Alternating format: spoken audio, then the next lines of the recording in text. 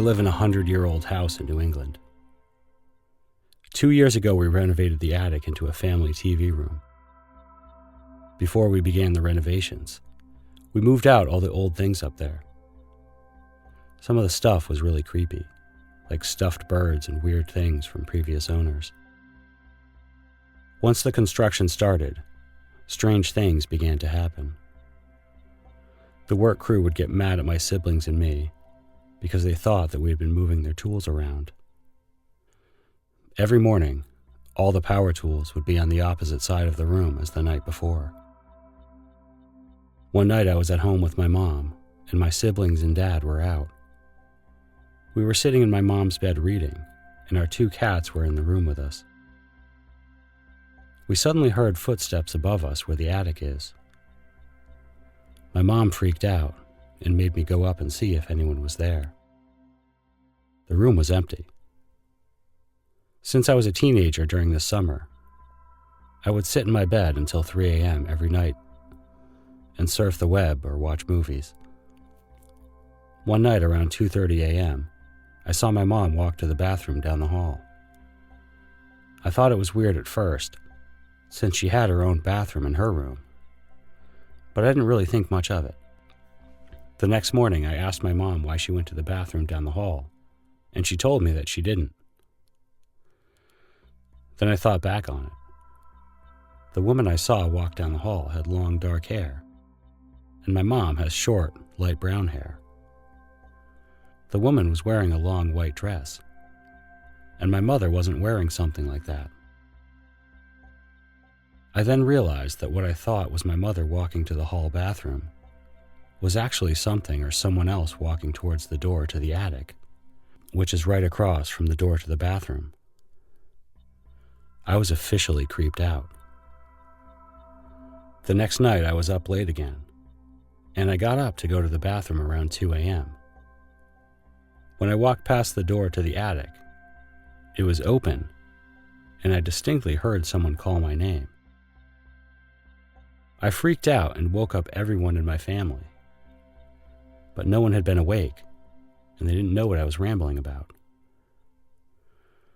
2 weeks later, we finished construction on the attic, and nothing weird happened again.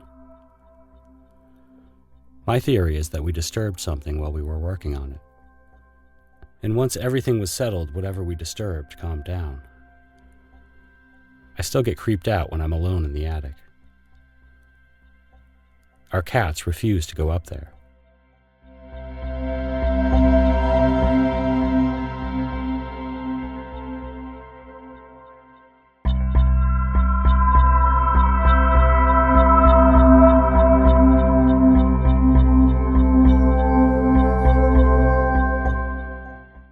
Almost every summer of my life, I have gone to my family's several 100-year-old farmhouse in Maine with my parents.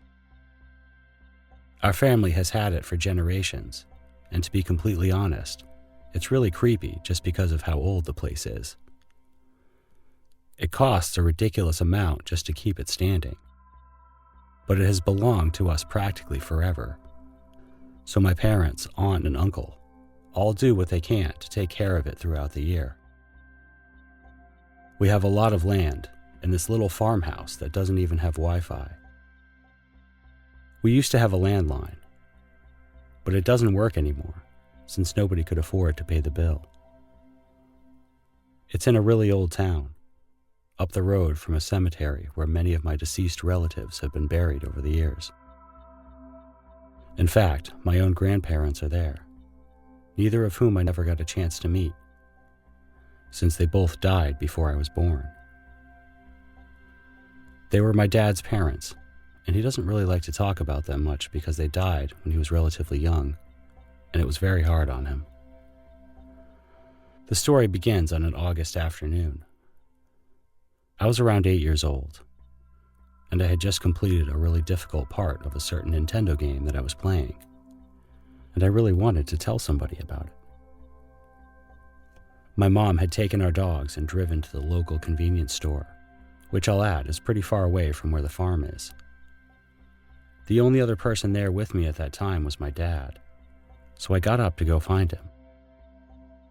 He was walking around the kitchen, so I walked in there and followed him from room to room, chattering incessantly about my achievement. I remember being small enough that he towered over me, and he was busy moving things around and setting up the table, so I only saw him from the back. Every now and then he'd say,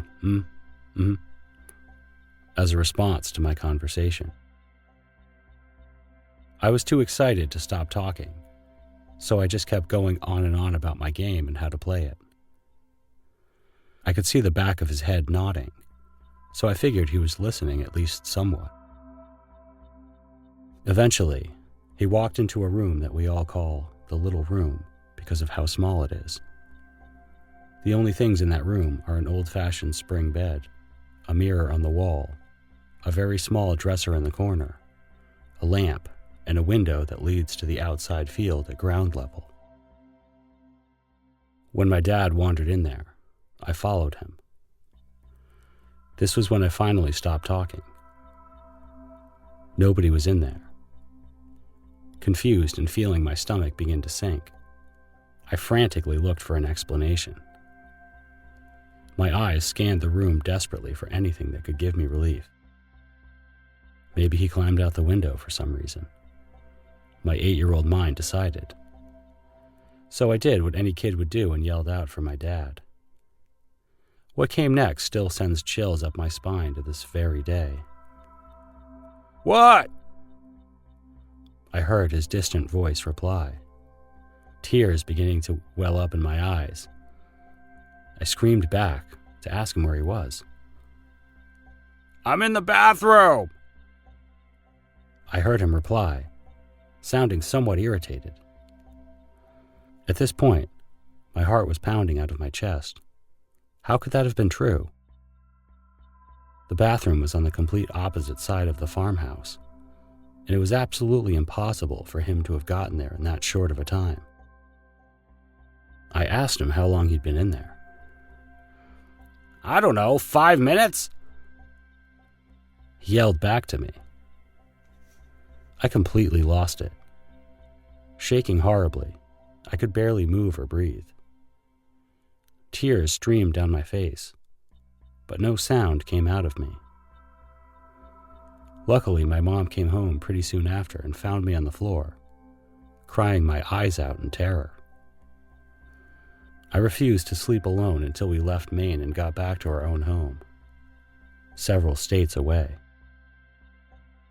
It was years before I was able to enter the little room on my own again. When I finally asked my dad what he thought of the strange guy I saw, who looked exactly like him, he smiled and said to me, "Sounds just like your grandfather to wander around like that, pretending to listen. I know, you did the same thing to me when I was your age."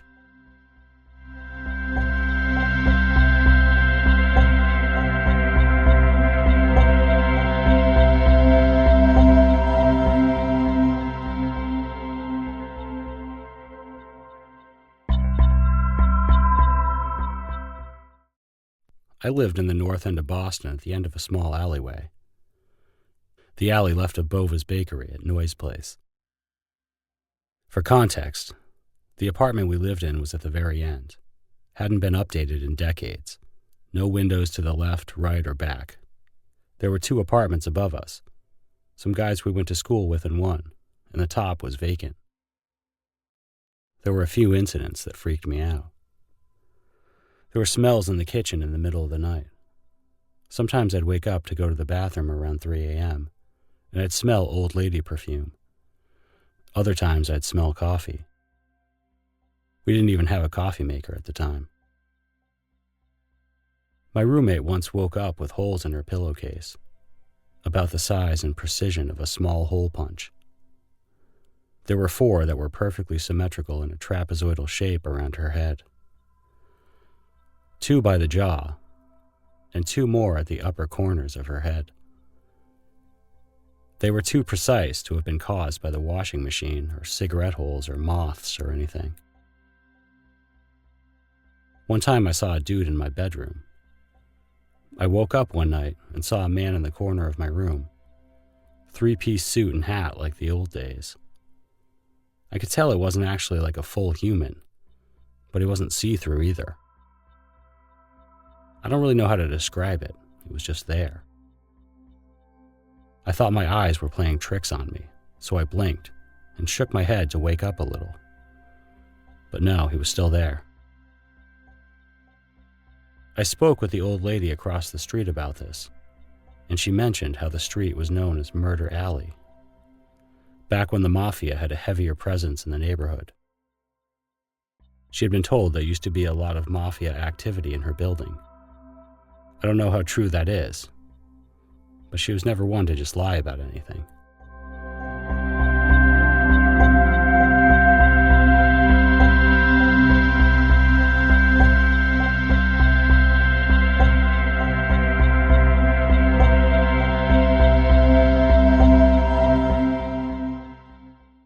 My friend was house-sitting for her boss one summer, and she invited a few of us over after lunch to watch a movie.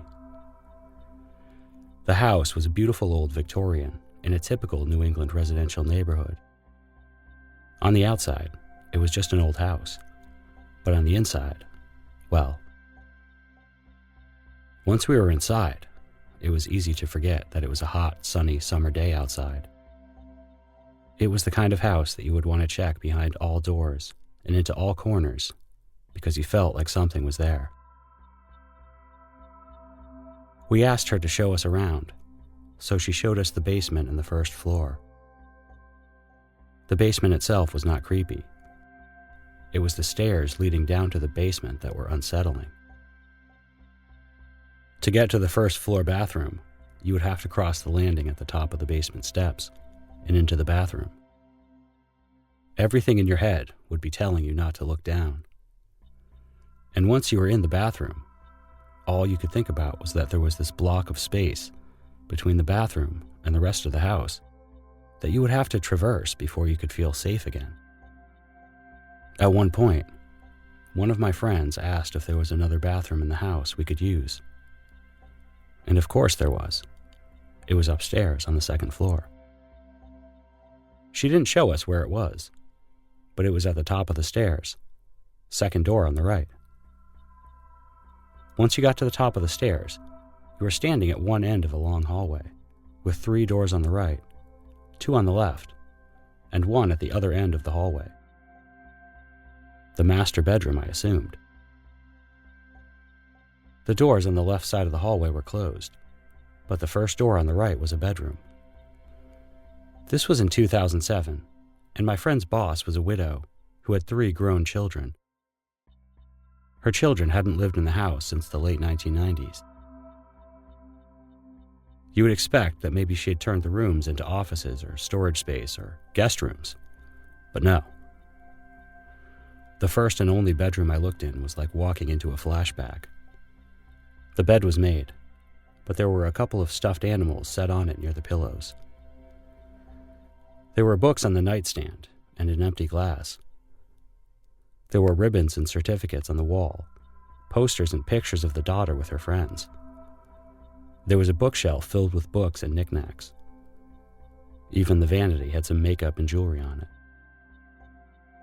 Everything was layered in a fine film of dust. It looked like the daughter left after graduating high school and just never came back. It was unsettling. Later, after our friend was done house-sitting, we all told her we thought the house was creepy. She then admitted to us that she usually only felt comfortable sleeping in the lazy boy in the living room, with the TV on. She also told us that one of the rooms on the left side of the second floor was filled with old dolls. I'm glad I didn't look into those rooms.